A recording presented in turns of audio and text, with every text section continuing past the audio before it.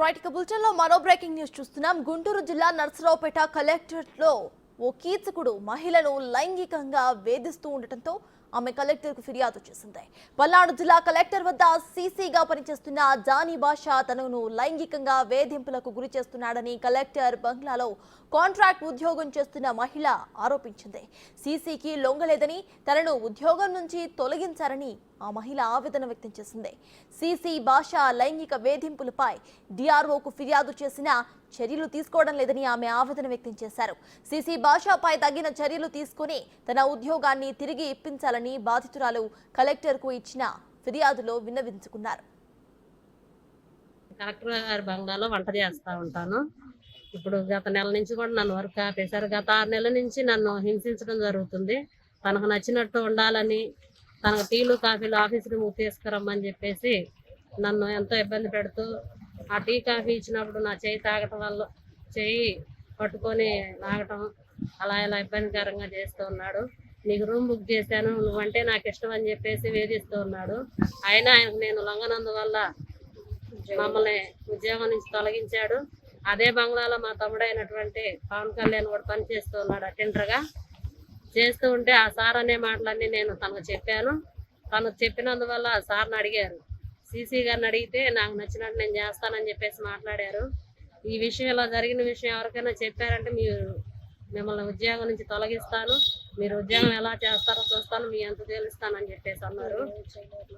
మీరు నన్ను ఏం చేయలేరు, ఎక్కడికి పోయినా కానీ నాకు సపోర్ట్ ఉందని చెప్పేసి మాట్లాడారు. మేము ఇప్పుడు గత నెల రోజుల నుంచి ఆఫీసుల చుట్టూ తిరుగుతూ ఉన్నా కానీ వాళ్ళకి అధికారులు కూడా కొంతమంది సపోర్ట్ చేస్తూ ఉన్నారు. డిఆర్ఓ సార్ వాళ్ళందరూ. కలెక్టర్ గారి బంగ్లాలో వంట చేస్తూ ఉంటాను.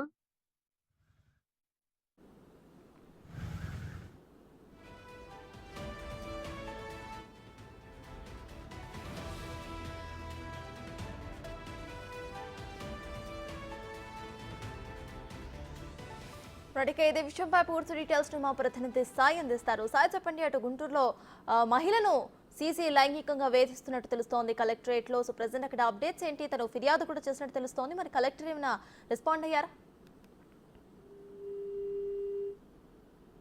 ఈ లైంగిక వేధింపులకు సంబంధించి ఉదయం సమయంలో ఈరోజు కలెక్టర్ ఆఫీస్ లో జరిగేటటువంటి కార్యక్రమం ఏదైతే ఉంటుందో అందులో ప్రధానంగా కలెక్టర్ కి సీసీ మీద కూడా ఫిర్యాదు చేయడం జరిగింది. లైంగిక వేధింపులకు గురి చేస్తున్నారంటూ కలెక్టర్ ఆఫీసులో కాంట్రాక్ట్ ఉద్యోగం చేసేటటువంటి ఓ మహిళ ఫిర్యాదు చేయడంతో ప్రస్తుతం దీనికి సంబంధించినటువంటి విచారణకైతే కలెక్టర్ ఆదేశాన్ని జారీ చేయడం జరిగింది. ప్రధానంగా డిఆర్ఓకి ఫిర్యాదు చేసినా కూడా ఈ అంశంలో చర్యలు తీసుకోలేదనే విధంగా చెప్పడంతో అసలు ఈ మహిళ కాంట్రాక్ట్ కి సంబంధించి ఏ ఉద్యోగం చేసింది, ఈమెను ఎందుకు తొలగించడం జరిగింది, ఇందులో సీసీ పాత్ర ఏంటి అనే దానికి సంబంధించినటువంటి అంశాలపైన కూడా కలెక్టర్ అయితే ప్రస్తుతం విచారణకు ఆదేశించినటువంటి పరిస్థితులు ఉన్నాయి. అయితే ప్రస్తుతం ఈ సంఘటనకి సంబంధించినటువంటి అంశాల్లో పల్నాడు కలెక్టరేట్ కి సంబంధించినటువంటి ఉద్యోగుల్లో భిన్న స్వరాలు అయితే వినిపిస్తున్నటువంటి పరిస్థితులు కనిపిస్తున్నాయి. సీసీకి సంబంధించినటువంటి అంశం పైన కొంతమంది అయితే ఆగ్రహాన్ని వ్యక్తం చేస్తున్నటువంటి పరిస్థితులు ఉన్నాయి.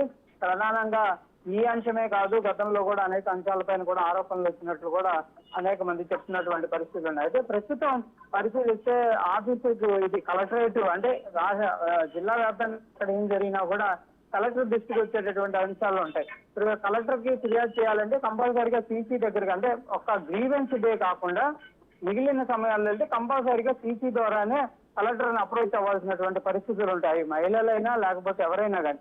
అలాంటి పరిస్థితుల్లో ఒక సీసీనే ఇలా ఈ విధంగా ఒక మహిళా ఉద్యోగి పైన ఇలా కీచకంగా ప్రవర్తించడం అనేది కీలకంగా మారిందనే విధంగా చెప్పచ్చు. ఎందుకంటే ఇంకా ఇలాంటి అంశాలు కంపల్సరీగా అనేక ఉన్నాయనే విధంగా కూడా మాటలు వినిపిస్తున్నటువంటి పరిస్థితి ఉంది.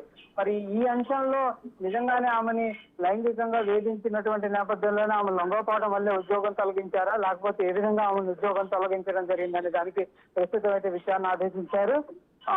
ఆ విచారణలో గనక కంపల్సరీగా సీసీకి కనుక సంబంధించినటువంటి అంశాలు కనుక నిజమని తేలితే మాత్రం ఆయన పైన చర్యలు తీసుకునేటటువంటి అవకాశాలు ఉన్నాయి. దాంతో పాటు ఆయన ఈ విధంగా చేసినా కూడా ఉన్నతాధికారులు ఎందుకు స్పందించలేదనే దానికి సంబంధించినటువంటి దానిపైన కూడా విచారణ అయితే ప్రస్తుతం జరిగేటటువంటి అవకాశాలు కనిపిస్తున్నాయి. Right, thank you Sai.